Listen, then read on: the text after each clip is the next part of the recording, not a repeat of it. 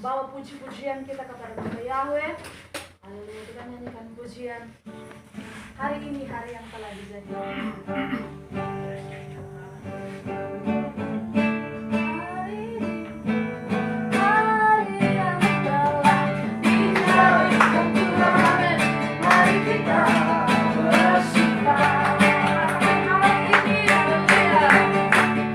Hari ini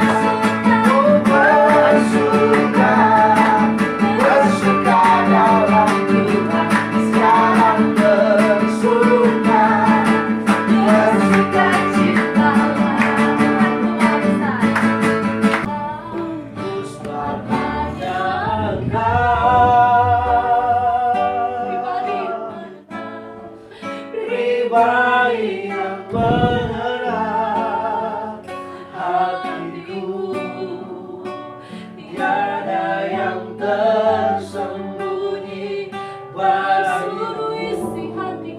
Seluruh isi hatiku kau tahu, dan bawaku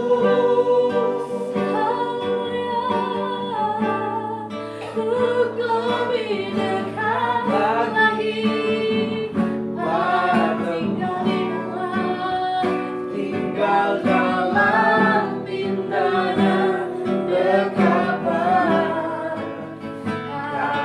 Bagi jiwa kami, menyegarkan jiwa kami, menguatkan iman kami ya Tuhan. Begitu berfirmanlah bagi kami saat ini ya Tuhan. Urapi hamba-Mu, taruhkan hikmat, urapan dan kuasa, agar supaya kami semua yang mendengarkan firman-Mu akan diberkati oleh Tuhan. Terpujilah nama Tuhan, kami siap dengar firman-Mu. Di dalam nama Tuhan Yesus kami berdoa. Haleluya, haleluya. Semua katakan amin. Puji Tuhan, silakan duduk. Shalom. Shalom. Puji Tuhan, kita bersyukur sebab Tuhan baik bagi kita. Kita sudah ada di bulan Mei, bulan yang saya yakin bahwa bulan yang penuh dengan keberkatan Tuhan, bulan penuh dengan penyertaan Bapa Yahweh. Karena kita percaya bahwa seperti yang saya sudah khotbahkan 2 minggu yang lalu, bahwa Tuhan itu ada di segala tempat. Amin. Dia tidak terbatas dengan waktu, tapi Dia ada di segala tempat. Kita terbatas dengan waktu, tapi Tuhan tidak pernah terbatas dengan waktu. Amin, haleluya. Nah, saudara kasih dalam Tuhan, saya akan mengkhotbahkan sesuatu yang berbeda dengan keadaan saat ini. Sebenarnya banyak orang mengkhotbahkan tentang penampakan Yesua, ya, karena genap 40 hari dari kebangkitannya dia akan terangkat di surga. Tetapi saya akan mengkhotbahkan terdapat di dalam Injil Markus. Ya, mari kita buka Alkitab kita. Di sana ada 2 cerita yang luar biasa. Di dalam Markus yang ke-5 ayat 21 sampai ayat yang ke-43. Nah, di sini ada banyak ayat, tetapi kita akan baca bersama-sama. Markus 5 ayat 21 sampai ayat yang ke-43. Nah, kalau sudah dapat, mari kita bangkit berdiri. Saya akan baca ayat yang ke-21, sudah baca 22, dan ayat yang terakhir kita akan baca bersama-sama. Kita baca dengan suara yang nyaring, yang bisa didengarkan. Di sana ada perikop Yesua membangkitkan anak Yairus dan menyembuhkan seorang perempuan yang sakit pendarahan. Saya akan baca mulai. Sesudah Yesua menyeberang lagi dengan perahu, orang banyak berbondong-bondong datang lalu mengerumuni dia, sedang ia berada di tepi danau. Datanglah seorang kepala rumah ibadat yang bernama Yairus. Ketika ia melihat Yesua, tersungkurlah ia di depan kakinya dan memohon dengan sangat kepadanya. Anak perempuan sedang sakit, hampir mati. Datanglah kiranya dan letakkanlah tanganmu atasnya, supaya ia selamat dan tetap hidup. Lalu pergilah Yesua dengan orang itu. Orang banyak berbondong-bondong mengikuti dia. Adalah di situ seorang perempuan yang sudah 12 tahun lamanya menderita pendarahan. Sehingga telah dihabiskannya semua yang ada padanya, namun sama sekali tidak ada faedahnya, malah sebaliknya keadaannya makin memburuk. Dia sudah mendengar berita tentang Yesua, maka di tengah-tengah orang banyak ia mendekati Yesua dari belakang dan menjamah jubahnya. Sebab katanya, asal kujamah saja jubahnya, aku akan sembuh. Seketika itu juga berhentilah pendarahannya, dan ia merasa bahwa badannya sudah sembuh dari penyakitnya. Pada ketika itu juga Yesua mengetahui bahwa ada tenaga yang keluar dari dirinya. Lalu ia berpaling di tengah orang banyak dan bertanya, "Siapa yang menjamah jubahku?" Murid-muridnya menjawab, "Engkau melihat bagaimana orang-orang ini berdesak-desakan dekatmu, dan engkau bertanya, siapa yang menjamah aku?" Lalu ia memandang sekelilingnya untuk melihat siapa yang telah melakukan hal itu. Perempuan itu menjadi takut dan gemetar ketika mengetahui apa yang telah terjadi atas dirinya. Tampil dan tersungkur di depan Yesua dan dengan tulus memberitahukan segala sesuatu kepadanya. Maka katanya kepada perempuan itu, "Hai anakku, imanmu telah menyelamatkan engkau. Pergilah dengan selamat dan sembuhlah dari penyakitmu." Ketika Yesua masih berbicara, datanglah orang dari keluarga kepala rumah ibadat itu dan berkata, "Anakmu sudah mati. Apa perlunya lagi engkau menyusahkan guru?" Yesua tidak menghiraukan perkataan mereka dan berkata kepada kepala rumah ibadat, "Jangan takut, percaya saja." Lalu Yesua tidak membolehkan seorang ikut serta kecuali Petrus, Yohanes dan Yakobus dan Yohanes, saudara Yakobus. Mereka tiba di rumah kepala rumah ibadat dan di sana dilihatnya orang-orang ribut, menangis dan meratap dengan suara nyaring. Sesudah ia masuk, ia berkata kepada orang-orang itu, "Mengapa kamu ribut dan menangis? Anak ini tidak mati, tetapi tidur." Tawarkan dia. Maka diusirnya semua orang itu, lalu dibawanya ayah dan ibu anak itu, dan mereka bersama-sama dengan dia masuk ke kamar anak itu. Lalu dipegangnya tangan anak itu, katanya, "Talita kum," yang berarti, "Hai anakku, aku berkata kepadamu, bangunlah." Seketika itu juga anak itu bangkit berdiri dan berjalan, sebab umurnya sudah 12 tahun. Semua orang yang hadir sangat takjub. Sama-sama 2, 3. Dengan ia berpesan kepada mereka supaya jangan seorang pun mengetahui hal itu. Lalu ia menyuruh mereka memberi anak itu makan. Kita katakan amin. Silakan duduk. Nah, sudah kasih dalam Tuhan, ini cerita yang luar biasa. Ada 2 cerita di sini. Yang pertama tentang Yairus, ya, yang benar ya. Yairus. Jadi anak Yairus ini sedang sakit. Nah, cerita kedua, ada seorang perempuan yang sudah pendarahan, yang sekian lama dia pendarahan. Nah, Yairus ini waktu dia mendengar bahwa Yesus ada di satu tempat, maka dia pergi menghadap Yesus. Sedangkan kalau kita baca di sini, saudara, ada banyak orang itu berbondong-bondong. Artinya banyak sekali orang itu mengikuti Yesus. Tapi dia datang kepada Yesus. Yairus bilang begini, "Yesus, tolonglah anakku, dia sedang sakit berat, sudah hampir mati." Yesus bilang apa? "Oke, saya akan pergi ke rumahmu."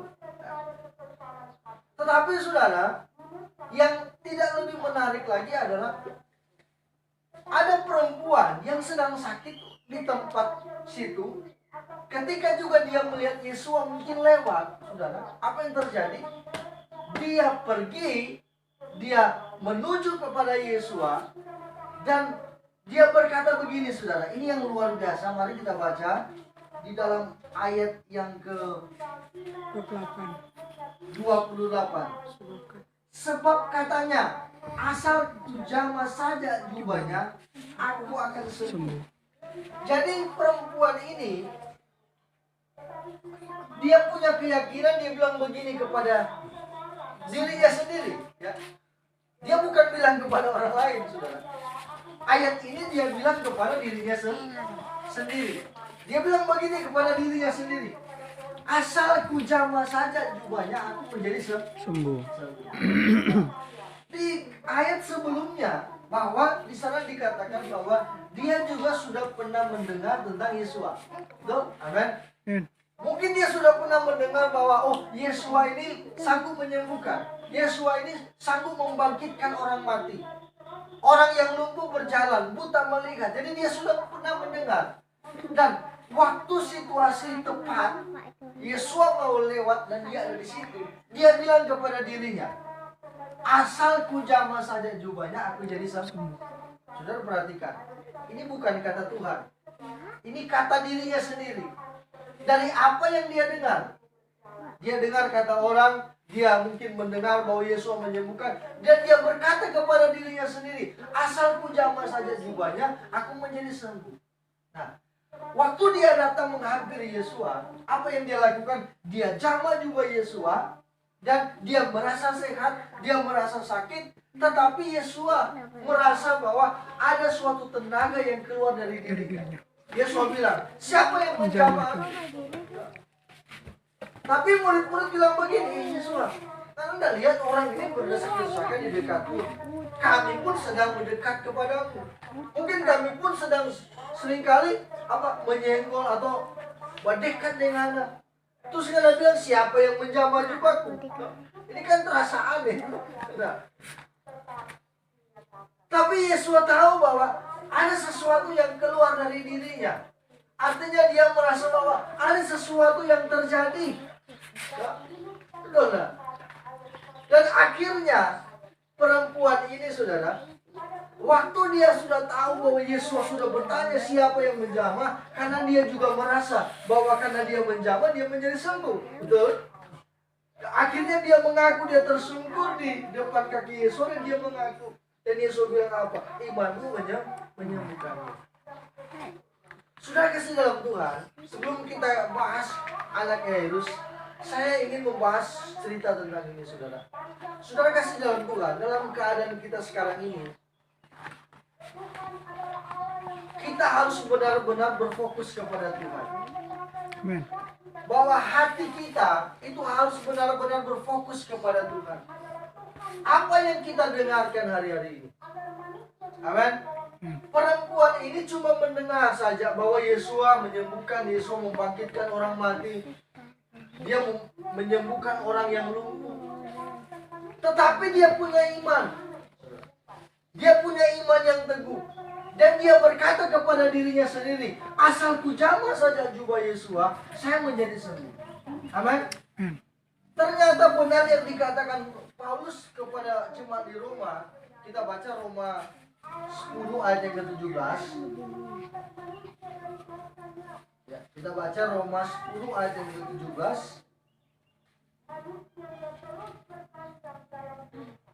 Ini luar biasa, saudara. Roma, saya akan bacakan. Jadi iman timbul dari pendengaran, dan pendengaran oleh firman Kristus. Amen.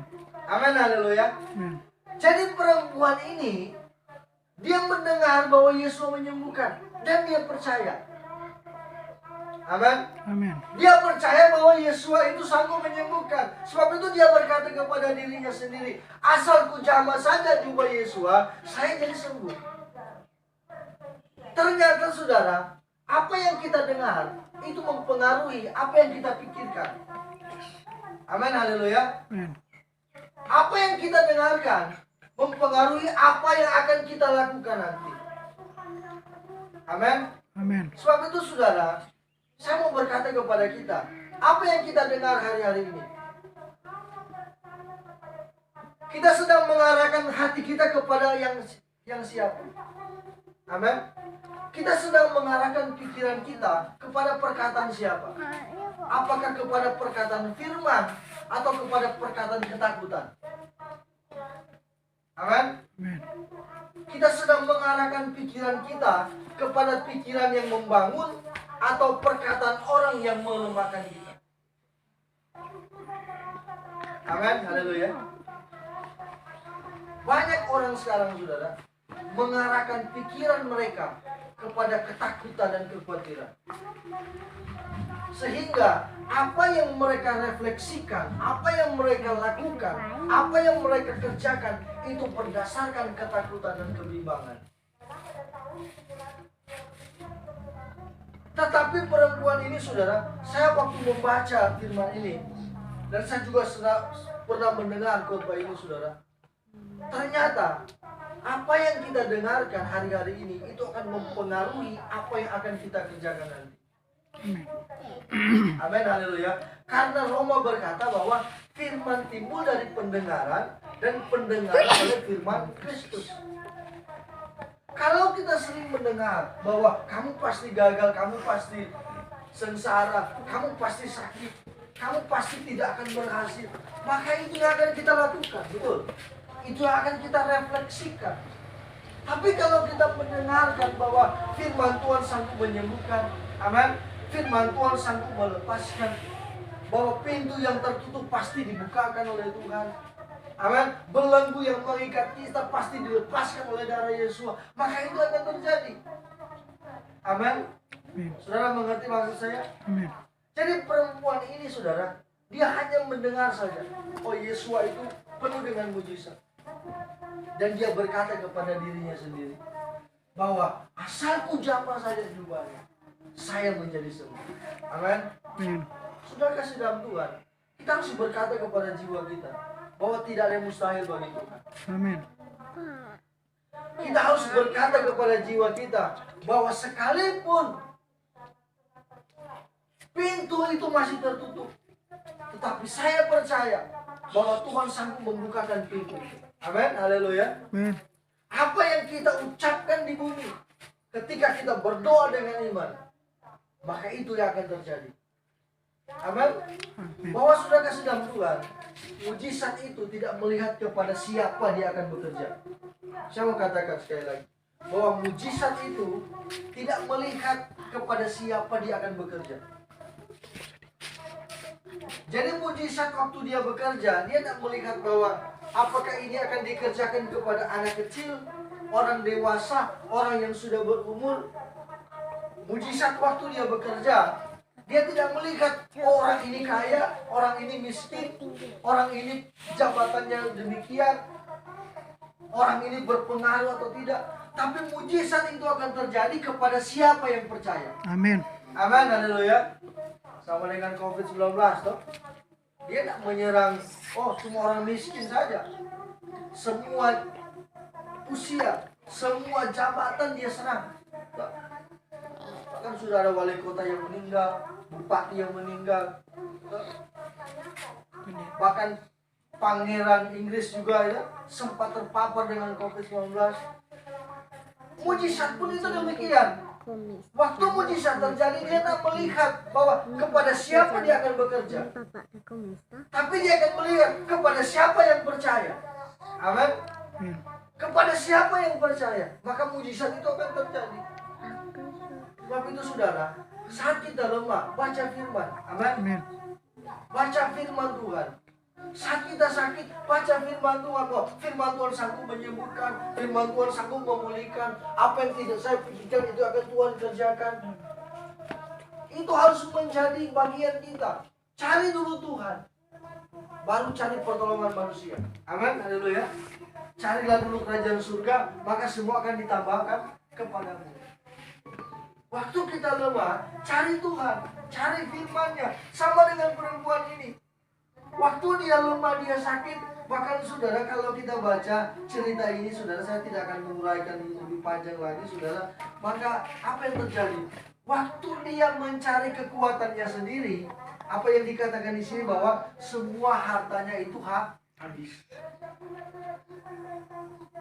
Waktu dia mengandalkan kekuatannya untuk sembuh, semua yang dia lakukan itu sia-sia.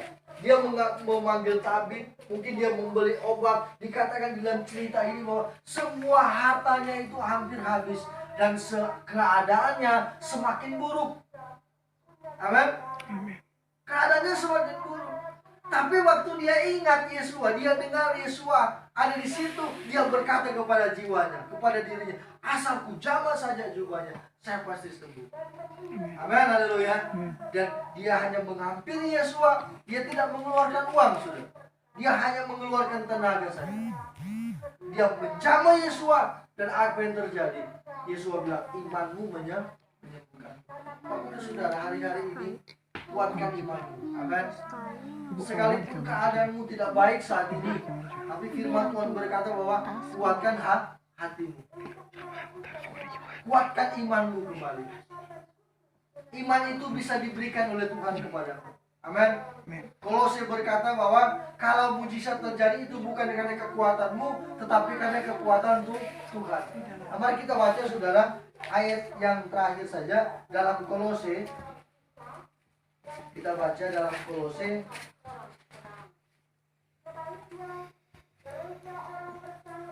berkata bahwa apa yang terjadi dalam hidup kita itu bukan karena kekuatan kita. Jadi semua itu adalah pemberian Tuhan dalam hidup kita. Jadi kalau kita meminta kepada Tuhan dengan sungguh-sungguh, maka Dia akan memberikan kepada kita apa yang kita minta. Amin, haleluya. Nah, sebab itu saudara kasih dalam Tuhan, hari-hari ini saudara, saya melihat, saya juga membaca bahwa banyak orang itu khawatir, banyak orang itu merasa cemas dengan keadaan saat ini. Tetapi saudara, saya mau katakan bahwa firman Tuhan mau katakan kepada kita bahwa mustahil bagi manusia, tapi bagi Tuhan tidak perkara yang mustahil. Amin. Dia sanggup mengerjakan perkara-perkara besar dalam hidup kita. Tapi dia cuma minta saudara, percaya kepadanya. Amin. Amin. Percaya apa yang Dia katakan. Jangan mendengarkan apa yang dunia katakan. Jangan mendengarkan apa yang berbicara kepada kita tentang melemahkan iman kita, menjatuhkan iman kita. Tapi dengarkan apa yang firman Tuhan katakan. Haleluya. Percaya saja kepadanya. Percaya saja kepadanya. Kadang-kadang saudara, saya juga seringkali waktu mendengar khotbah, waktu berapa tahun lalu, ada apa Tuhan bilang, percaya saja. Saya juga berkata dalam hati saya, karena tidak tahu keadaan yang terjadi. Kamu tidak mengerti apa yang saya rasakan saat ini.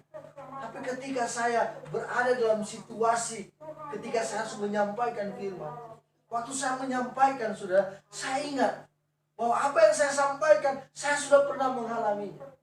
Amin. Saat-saat sulit sekalipun, saat-saat terdesak sekalipun, bahwa di sanalah Tuhan menolong kita. Amin, haleluya. Di sanalah Tuhan menyatakan mujizatnya bagi kita. Saudara kasih dalam Tuhan, saya mau katakan kepada kita, bukan saja perempuan ini saudara yang menerima mujizat, tetapi kita juga akan menerima mujizat. Amin. Nah, kita baca selanjutnya, cerita ini luar biasa. Kita beralih kepada cerita Yairus, saudara. Nah, Yairus pun mengalami hal yang demikian.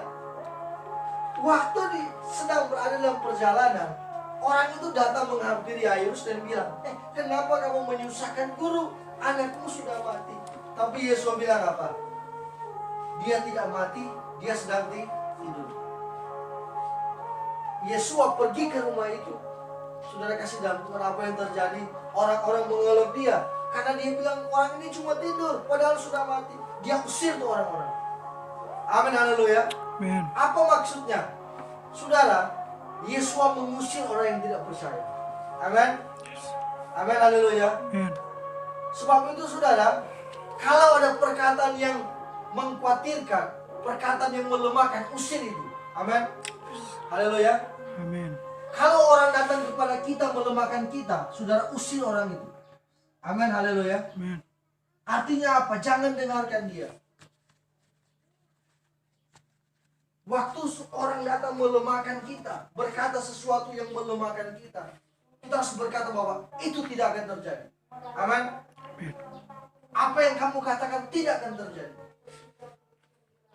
Sebab Yusuf berkata kepada saudara-saudaranya, kamu mereka-rekakan yang buruk tentang aku. Tapi Yesus membuat itu menjadi berkat. Amin, haleluya. Bapak Yahweh membuat itu menjadi berkat. Kenapa? Karena Yusuf tidak percaya dengan reka-reka yang buruk itu. Dia hanya percaya bahwa Bapak Yahweh akan mengangkat dia untuk menjadi berkat bagi orang Israel. Amin, haleluya. Demikian kehidupan kita. Waktu Yesus datang ke rumah Yairus, apa yang terjadi? Dia suruh mengunci pintu. Dia hanya panggil Petrus, Yohanes, dan Yakobus masuk dalam kamar beserta dengan kedua orang tua dari anak itu. Dan mereka berdoa, Yesus menjamah. Apa yang terjadi, saudara? Anak itu kembali hidup. Amin, haleluya. Saudara kasih dalam Tuhan, saya mau katakan dari dua cerita ini, bahwa kalau saudara mengandalkan kekuatanmu, saudara akan mengalami hal yang dialami oleh perempuan. Habis semua hartanya. Artinya apa? Semua usaha manusia itu sia-sia. Amin. Amin. Semua usaha itu manusia sia-sia.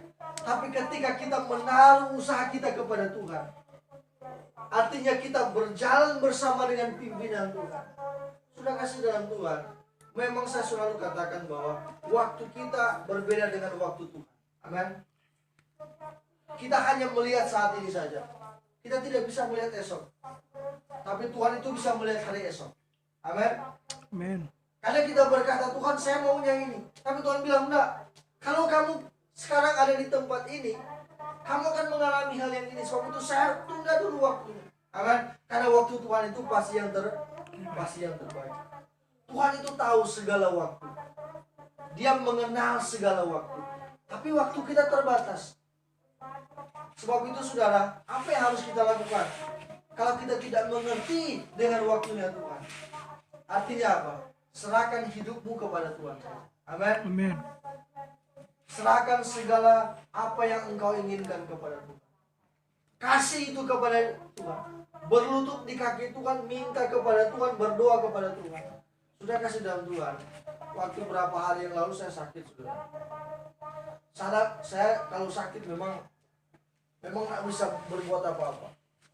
Sudah apa yang terjadi, saudara? Saya bilang ke istri, ambil Alkitab, orang baca firman Tuhan. Saya tidak bisa baca lagi Alkitab. Saya bilang, kamu baca, saya dengarkan. Jadi saudara, saya ambil Alkitab, saya bilang buka Mazmur 23 itu ayat andalan saya, saudara. Bahwa Tuhan adalah gembala. Dia tidak akan meninggalkan aku. Dia akan membawa aku kepada rumput yang hijau. Amin. Deklarasikan firman Tuhan. Sudah kasih dalam Tuhan apa yang terjadi, saudara? Mujizat itu terjadi. Amin. Saya sudah khawatir, saudara. Saya tidak bilang Pak istri gitu loh. Corona ada ke Manado tuh, kan jaga Manado dia mau belanja. Corona tuh kita ini. Karena saya khawatir, saya buka tuh Google, saya bilang gejala corona. Saya bilang, oh enggak, bukan corona, karena saya enggak batuk, cuma sakit belakang dan sakit kepala. Oh saya enggak. Oh betul enggak. Enggak. Apa yang terjadi, saudara? Tuhan menyembuhkan. Amin, haleluya. Tuhan memulihkan. Saya kasih dalam Tuhan bahwa kehidupan kita ini pasti bisa saja mengalami hal-hal yang tidak kita inginkan. Tapi yang saya mau katakan lewat cerita ini, sudah dua cerita ini, bahwa apa saja bisa kita alami. Amin. Apa saja bisa terjadi. Tapi saya mau katakan bahwa Tuhan ada di sana. Amin. Tuhan ada di hidup kita. Dia bersama dengan kita. Dia menyertai kita. Jangan takut, saudara. Jangan khawatir. Bahwa masa depan kita ini ada di tangan Tuhan. Amin. Kehidupan kita ini ada bersama dengan Tuhan. Serahkan hidupmu kepada Tuhan seutuhnya. Perbaiki hidupmu. Kalau saudara masih merasa bahwa masih ada dosa mengganjal hidupmu, buang itu, saudara. Amin.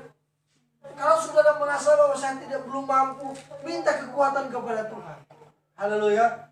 Minta kekuatan, Tuhan berikan saya kekuatan untuk agar supaya saya tidak melakukan hal ini lagi. Karena saya tahu bahwa hal ini adalah hal yang tidak disukai oleh Tuhan. Minta kekuatan kepada Tuhan.